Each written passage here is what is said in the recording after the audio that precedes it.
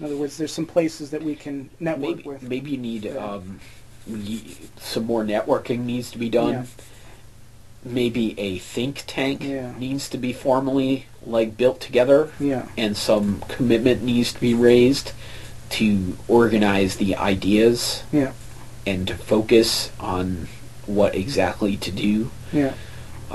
To gather together opinions and strategies that have worked and pick the one that's most effective. Yeah. As opposed to trying to do everything. Sometimes we try to do everything badly, and it goes badly. Sometimes it's better to just pick one or two things that you can do really well and put a lot of energy and focus into. Yeah. I feel like at this point, fighting the system with direct action, trying to attack a zoning person to get them to change their mind is a losing strategy. Yeah. Without coming back with alliances and education and information. Yeah. I guess the direct action Sea Shepherd approach, or the Land Shepherd proposition, would be, after doing all this stuff, would be to chain yourself to the land that they're starting to develop, or to build a temporary shack where they are and protest that. But what's that going to do? You're going to be there. You'd have to outlast them. Do you and feel the police could just arrest you, and they build it anyway? So yeah. So we have those problems of not knowing quite what the best way to do things is. Now, would you say that I've been trying to do everything too much so that it's all horrible, or? I'm saying theoretically. I'm not saying that you're trying to do everything so it's horrible. You're not a horrible person. Well, your efforts are not horrible. Well, I feel like I'm lucky in that I can do multiple things, and that's why I try to do them. Yep. And I have varying degrees of success. I know that. Yep. But and what is success is another thing. That's another thing. So I'm concerned. I just look at efficiency, trying to make things more efficient. Yeah. What's the best way for that? Yeah. And there may be no way for that. Like producing, I feel like I'm successful at producing 20 books in under 5 years or something. I think that's an incredible accomplishment. So, I'm glad I did that.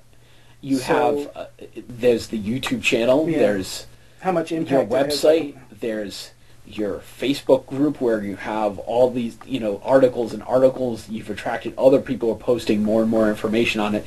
It's a haven for information, which seems to be coming out. Mm-hmm. You had the courage to try different things, and try different. There's a great book by Rollo May, one of my favorite psychologists, called Courage to Create. Okay. And that's an admirable quality about it. You've had the courage to create these things, whether they're good or not, based upon your opinion or others. Yeah, because somebody could say my entire life's work is crap. I'm open, I know that. Yeah, but you had the courage to create it. What have they done? Nothing. So, and I think that if you keep doing that, and then build alliances with other people who can enhance that, and you have to, be open to efficiency. Yeah.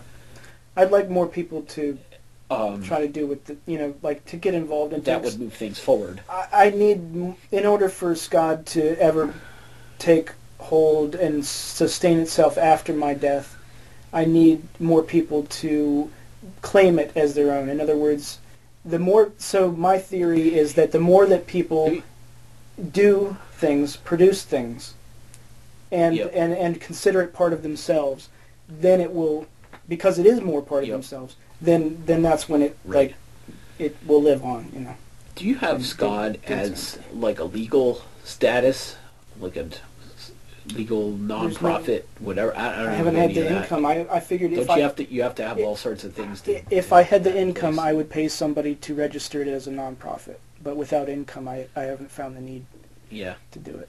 So until I'm earning a living wage from SCOD, it's gonna be a hobby. Yeah. But if I can afford, if I'm living off earnings from SCOD, and we're getting donations, then I can hire somebody, because otherwise it's not. Wouldn't it be great if I think this should be a part of how we should engineer our existence to be a little different, that working class people or people who are working should have an ability to take off a period of time. Yeah. Like, not like I'm doing right now, where I'm going to take 4 vacation days and travel for a weekend or about a week. Okay. I'm talking like I'm going to take off 3 months, and work and develop on a certain thing. I think you should be able to do that if you want to. Just in life in general. Yeah. Because it allows the more change. Like, if we are locked into 9-to-5 jobs, then we can't. We can't change anything. What if there were would this help, Scott, if you found a way to recruit somebody in who took 6 months or a year of their life 100% devoted to streamlining and building and increasing SCOD's influence in the world in all sorts of different ways, all the ways that you've talked about and discussed. If and I think about that in my head in a way, if I didn't have this reality that I needed to sustain, why not just leave my job for a year, come down here, live and breathe SCOD like crazy, and build it into something just amazing, Mm-hmm. I think, and that's the random life gamble, and the part that holds me back is I have kids, I have a wife, I have a job, I have things I need to pay for, and you've patterned your life off and of I've patterned my whole life about that, based on what we were told our choices are. Right. Yeah. As to be a responsible adult. Yeah. That's true. Yeah, you've done in good. a certain You've done the best you can. Yeah. In a certain spiritual level, the way that I've been living could be considered sort of wrong. I'm just being a good little sheep, doing everything that I'm supposed to do, while having your following. own. I mean, you have your own right mind. But on another level, just purely just investing in a concept, and similar to how a lot of young people now are developed. Like, if you look at how Napster was developed and how Facebook was developed, people just took time off from their sort of reality and just built this thing that just became amazing. Yeah. With Napster for a while, Yeah. and Facebook is still this Google, unique thing, YouTube, and whatever it may be. Yeah.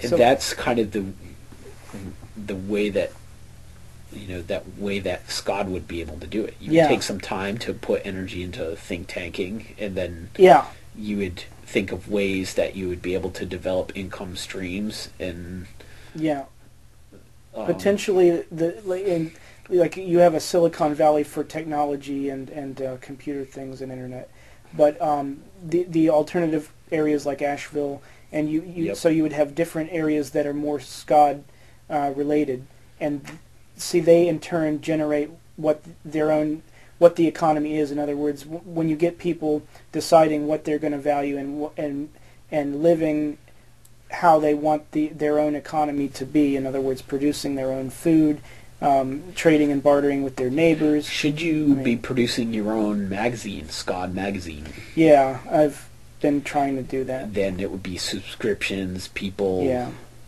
money. Like I published our first magazine online. Mm-hmm. It's called Grassroots Revolutionary Words. Yep. And so we have our first one. It's available for 99 cents. Yep. And so we have one. Yep. One magazine right now. One edition. But so it's right now. It's every year. I'll do another one next year. Yep. And it's trying to get people to come together and talk about what they like and what they value, and then that becomes what it is. So SCOD is totally based on who's involved. Do you need to have a SCOD festival? Yeah. And you're a musician. Yeah. You have musician friends. Yeah. Why not have a SCOD concert to raise money for certain things? I think it has to. I'd like it to build because, like, I'm working with the Harpers Ferry Outdoor Festival. So that festival began small when a kayaker died. It Yep. was a way of raising funds to donate on behalf of rivers in his name. Yep. Now, that was small and as a fundraiser for a good cause of one person dying. That eventually has, over 17 years or so, has evolved into a larger event, not just, it's in memory of him still, but it's a much larger cause now. It's for saving wilderness and preserving rivers and celebrating enjoyment of the wilderness and trying to live with nature. Right. So I think that's how it has to go. In other words, I can't just unless I had the money to pay people to show up and come. Like, in other words, there has to be self-motivation from individuals to show up at an event. Right. Yeah. Or there has to be big names, or then you get back into networking. Who do you know and who's popular musically that you could have and tag on, this is a fundraiser for SCOD, and SCOD's going to do XYZ with money. Yeah. So if it would snowball out of something else, like having something small, like having a booth every time. So in other words, funding for somebody to show up, present a display, educate, and then from that, like, you get, and then advertising for books. And so if enough things keep snowballing, then you go, oh, okay, I have 100 people interested, then I have 200 people calling themselves SCOD members, then I have 300, and so we have a Facebook group of 400. Now if I paid $5 a day for advertising, I could have 8,000. Yep. 8,000 people liking what SCOD is, and then I think it would be foolish to risk everything. To hurt. You don't want to hurt yourself. Nobody should have to suffer. Right. Unreasonably. Right. In other words, if you're willing to sacrifice, that's fine. Right. But if you shouldn't suffer unwillingly. Right. So I think we covered quite a bit of things. There's so many different angles and ways to go. I'd like to invite everybody who listened to this to suggest different things. Did you like what we had to say? Did you not like what we had to say?